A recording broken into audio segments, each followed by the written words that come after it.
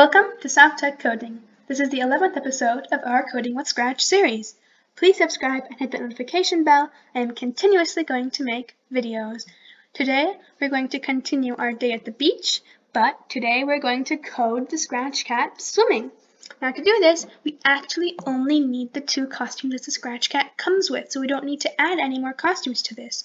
And these are this costume and this costume. Now we're going to make it so that the cat can swim front stroke and backstroke. So now, let's get started. So what we're going to do is when the green flag is clicked, we're going to make the Scratch Cat go to the very, very end of the beach. So maybe here. And we're going to make it go back one layer. Oh, what we have to do here, I forgot one thing, for the tide. So as you can see, the Scratch Cat is now in front of the water, which we don't want. We want it to be in the water. So in the tide, we also have to make it forever. Go to looks and do go to front layer. This will make the Scratch Cat go under the tide because the tide is always in front of everything else. Now we're going to try this now. So now, no matter what you do with the Scratch Cat, it's always under the tide. Okay, so now we're going to move our Scratch Cat here. I think this is a good place to start. So we're going to click go just to make it go under. Oh no, so we can see him a little bit. So we don't want that because we want to give that illusion that the Scratch Cat is under. So we're just going to pull all of our costumes for this just a tad more, just to make it give that illusion that the Scratch Cat is in fact under the water. So we're just going to pull this. Oh, a little too much. And we're going to pull it just enough for all of them. And this last one. And there we go. Now our Scratch Cat is under the water. So now we're going to find the right degree for our Scratch Cat, because if you're swimming front stroke, you're not going to look like this. So we're going to click on direction, and you can pull this until you find how the cat would look when he's swimming front stroke. I think it's about 127, about 130 degrees. So now we're going to click this. Oh, we don't want him to go completely under the water, his face. So I think this is about a good position for him. Always test your code and see how it would look like. So now when go is click, we're going to make the Scratch Cat go directly where it is right now. This could be different for you. And we're going to make it point in direction, which will be 127 degrees. Okay, so now when go is clicked, it's going to go here. Now, we're going to make it do something else. So we're going to make it to switch costumes forever. So we're going to say forever,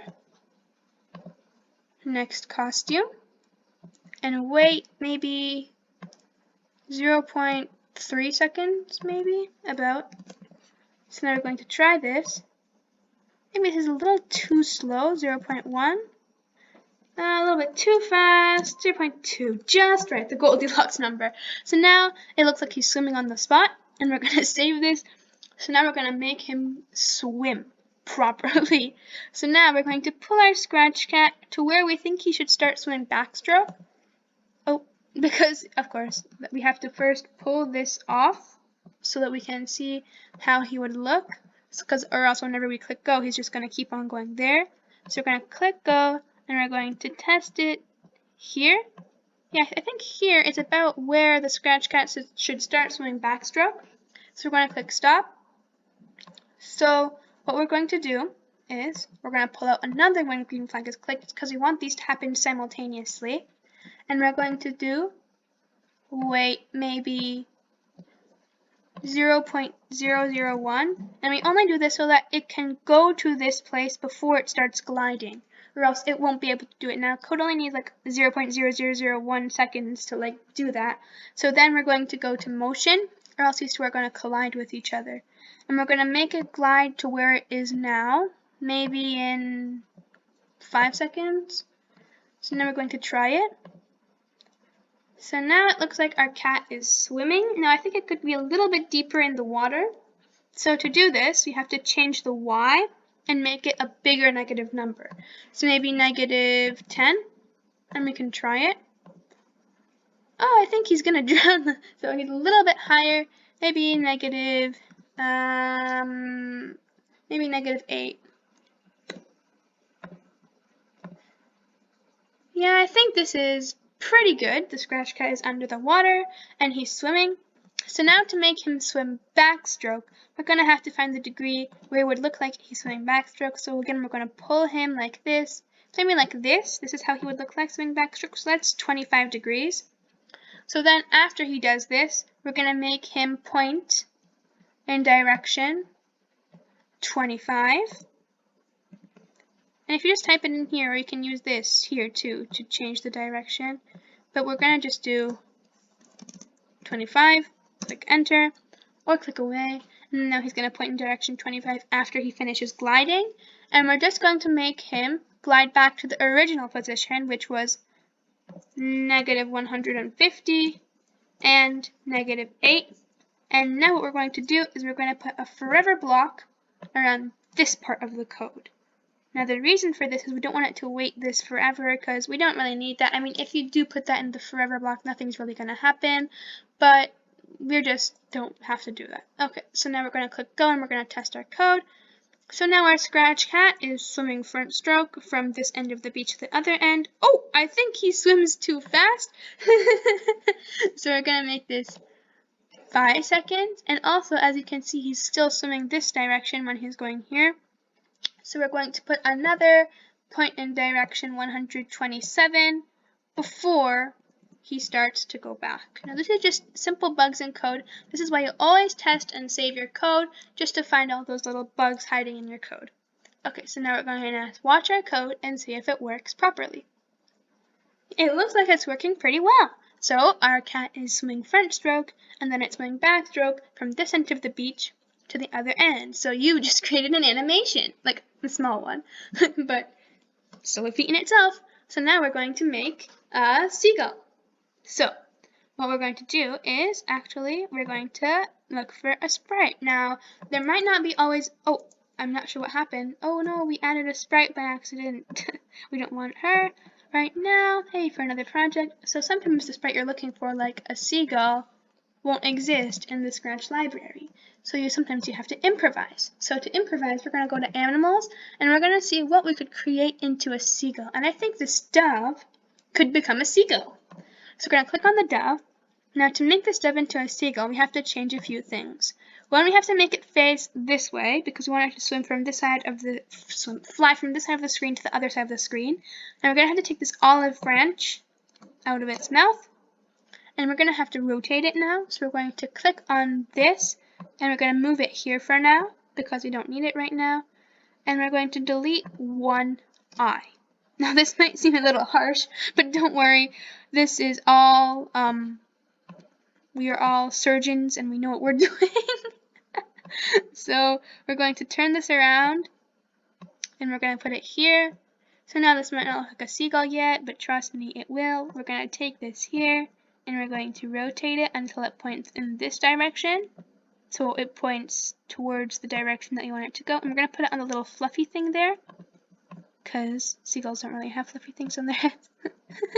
And we're going to turn it a little more.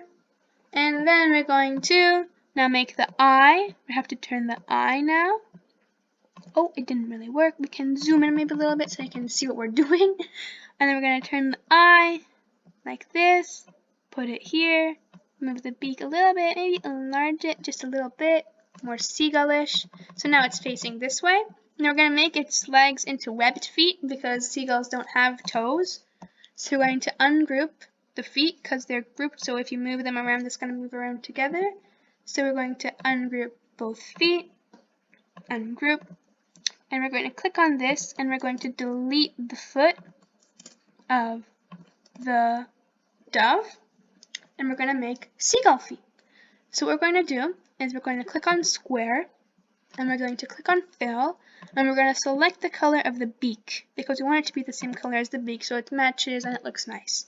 And we're going to zoom in to here and we're going to make a square. This might not look like a foot yet, but trust me, it will. Because if we move it backward behind this foot, and if we remove one corner, squares become triangles. And triangles can become feet.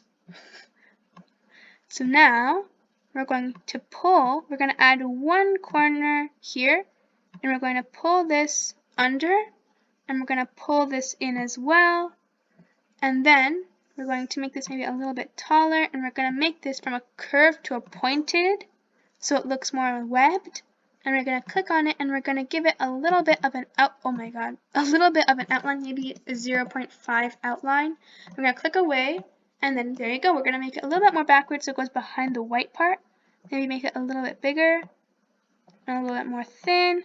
And there you go. You have one webbed foot. So now we're going to copy and paste this. So we're going to click on copy. We're going to click on paste. And now you can just go here and you can just keep on clicking backward until it goes behind them. And there you go. You have two webbed feet for a seagull. Now we're not completely done yet. We have to make this part a little bit smaller because seagulls don't have such big... And in fact, you can look at a picture of a seagull to compare it to your thing. So how we can do that is if you, for example, upload a picture of a seagull here, or you can look in your backpack and you might have a seagull here. So you can just look at the seagull. So you can just upload a picture of it, and you can look at how seagulls look and compare it to your creation. So if we look here, oh, that's the dove. The seagull has a very, very small tail. Definitely not as big as our dove did. So we're going to make the tail smaller. And we're going to make it smaller from width as well. And we're going to put it here. And we're going to make the other wing so it looks like it's flapping. So we're going to delete dove B because we don't need it. And I don't think we need the seagull as much anymore, but you can also use it for reference. We're going to just keep it here for now. And we're going to move this wing, and we're going to turn it, and we're going to put it here. And then we're going to have the other wing, and we're going to send it to back, where it might already be. And then you can put that there. And you can make this maybe a little more turned like this. Oh no! We're going to undo that. I'm going to put this here. And you can see a little bit of the wing there, so I'm going to make it a tiny bit smaller here. And so now we have our first costume. We're going to right click on this. Oh, I'm going to rename this Seagull because it's not a dove anymore. And we're going to duplicate it. And for this one, we're going to make the body a little bit bigger because it's going to be cawing, so like squawking, whatever noise seagulls make. So you want it to look like the stomach is moving up and down so that it's making noises. And then we're going to make this a little bit like this. So now we're going to make the beak a little larger because seagull beaks are not this small, as you can see here. So we're going to make it also a more of a curved shape here, and there's more of a straight shape on the bottom. So we're going to make that. So we're going to click on this, and we're going to make this a little more extended. Oh, that's the background. So this has two parts to it. So, okay, so we're going to make this bigger, and we're going to make it more elongated. And I think that's pretty good. And now what we can do is make the top into a curved shape. And then we can delete the background. So we're going to ungroup this. So we can delete the background. And we can give that curved shape. And then we can give it a little bit of an outline. So now we can make this a little bit more like this. Or we can make it make this a pointed. And we can make it here. We can do this. Oh wait, we can make this a little bit smaller, a little bit shorter. We can give it a little border. Oh, a little, maybe like 0.5 border. Oh, it became 5. 0.5 border. Maybe a little bit more than that. 0.8 maybe. Yeah, that seems pretty good. And we can make it maybe a little. Oh, we need to make this. And we can make it a little lower, so it's more of a pointed beak shape. And then we can make it the tiniest bit less long, and I think we look pretty good. So we're going to click on this, we're going to copy this with the copy button. We're going to click on this beak, we're going to click delete, and we're going to paste our new beak, and we're going to click away. So now we have 2 beaks for our seagull. So now that we have our seagull done, we don't want this costume because we're also going to switch costumes. It's going to get in the way. Just going to delete costume 1, and we're going to save this. Okay, so now we're going to code the animation in the next video. So please make sure to watch the next video to see how we're going to code our seagull to fly. So thanks for watching. We have lots of other videos and more coming. Let me know if you have any questions in the comments below.